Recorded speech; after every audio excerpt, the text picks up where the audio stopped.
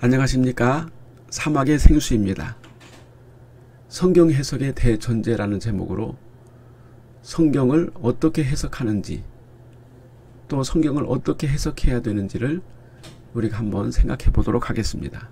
성경 해석의 원리는 많은 책들을 통해서 우리가 접할 수가 있습니다. 언어적으로 원어를 본다든지, 또는 시대적 배경이나 또 그 시대 역사적 여러가지 사건, 문자 해석, 영적인 해석 등을 통해서 해석의 기술들이 있습니다. 물론 가능한 모든 방법을 동원하여 정확한 해석을 하는 것이 중요하지만 이런 부분들은 신학자들이나 전문가들이 할 수 있는 일이고, 우리 평범한 목회자나 성도들에게는 쉬운 일이 아닙니다.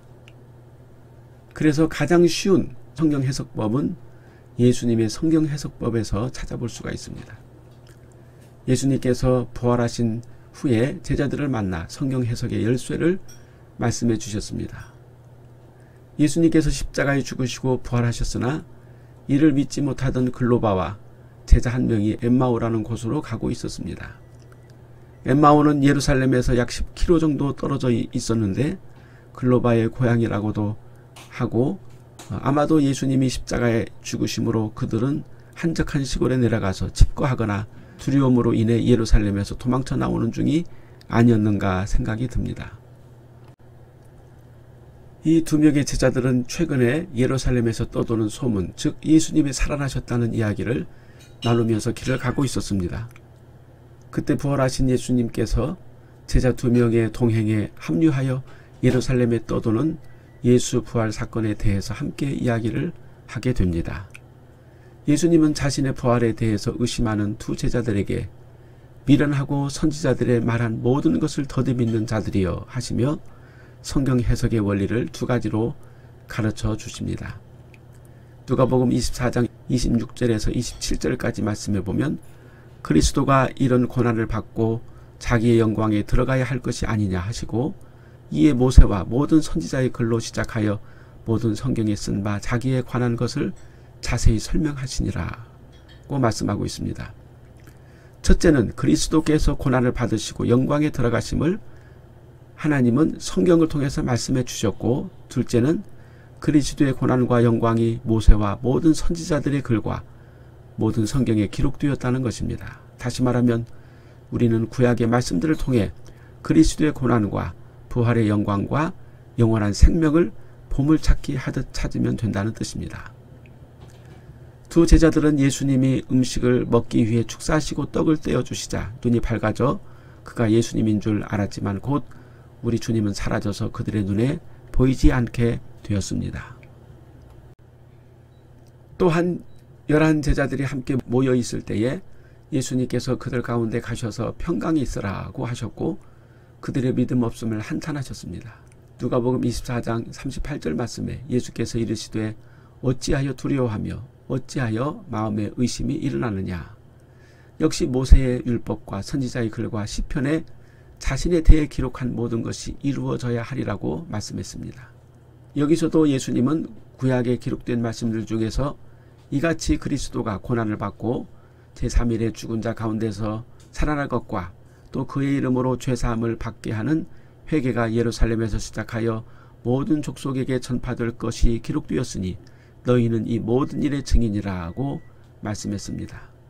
사도 바울은 아그리빠 왕 앞에서 자신의 복음 사역에 대해 증언할 때 하나님의 도우심을 받아 내가 오늘까지 서서 높고 낮은 사람 앞에서 증언하는 것은 선지자들과 모세가 반드시 되리라고 말한 것밖에 없으니 곧 그리스도가 고난을 받으실 것과 죽은 자 가운데서 먼저 다시 살아나사 이스라엘과 이방인들에게 빛을 전하시리라 함이니이다 하니라고 말했습니다. 바울이 전하는 복음의 핵심과 모든 유대인들과 이방인들에게 증명해 보이기를 원하는 가장 중요한 진리는 모세와 선지자들이 말한 그리스도의 고난과 부활과 영광이었던 것입니다. 바울은 로마에 도착하여 여관에 거하면서 그를 찾아오는 사람들에게 모세와 선지자들의 말을 인용하여 예수에 대해 증언했다고 기록하고 있습니다. 사도행전 28장 22절에서 23절 말씀에 이에 우리가 너의 사상이 어떠한가 듣고자 하니 이 파에 대해서는 어디에서든지 반대를 받는 줄 알기 때문이라 하더라. 그들이 날짜를 정하고 그가 유숙하는 집에 많이 오니 바울이 아침부터 저녁까지 강론하여 하나님의 나라를 증언하고 모세의 율법과 선지자의 말을 가지고 예수에 대하여 권하더라. 로마에 있는 유대인들은 바울에게 그 당시 유행하는 어떤 사상, 철학이나 인문학이나 심리학 등등 지식을 듣고 싶어 했지만 바울은 오직 모세의 율법과 선지자의 말을 가지고 예수님이 그리스도임을 증언하고 가르쳤습니다. 이사야는 34장 16절에서 너희는 여호와의 책에서 찾아 읽어보라. 이것들 가운데서 빠진 것이 하나도 없고 제짝이 없는 것이 없으리니 이는 여호와의 입이 이를 명령하셨고 그의 영이 이것들을 모으셨음이라 하고 했습니다. 세상의 모든 들짐승과 새들이 제짝이 있듯이 하나님의 말씀에도 짝이 있는데 그것은 예언과 성취입니다. 하나님의 말씀에는 예수 그리스도에 대한 예언과 성취가 마치 짝을 이루듯이 기록되어 있습니다. 우리는 구약과 신약을 통해 예수 그리스도의 오심과 고난과 부활과 영광 그리고 그리스도의 구세주 되심과 왕권을 찾아내야 합니다. 성경에서 그리스도를 찾아내는 것은 마치 보화를 찾는 것과 같습니다. 우리 주님은 하나님의 나라 비유를 말씀하실 때 밭에 감추인 보화를 찾는 농부와 같다고 하셨고 극히 값진 진주를 만난 자와 같다고 하셨습니다. 그들은 모든 것을 팔아 보화와 진주를 샀습니다. 보화를 땅에 숨겨둔 이는 하나님이시고 그 보화는 모세와 선지자들과 시편과 모든 성경 속에 숨겨둔 그리스도에 관한 진리인 것입니다.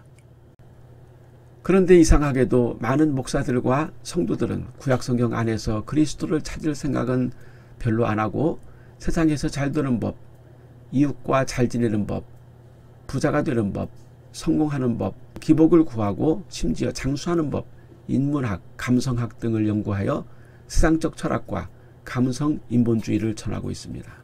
또한 더 놀라운 것은 예수 믿는 사람들이 성경에서 예수님을 발견하고 거룩한 삶을 사는 것보다 돈 벌고 잘 살고 건강하고 백수를 누리고 감성을 부추기며 하나님의 뜻보다는 자기 마음을 알아주고 위로해주는 감동을 주는 설교를 더 좋아하고 환호한다는 것입니다.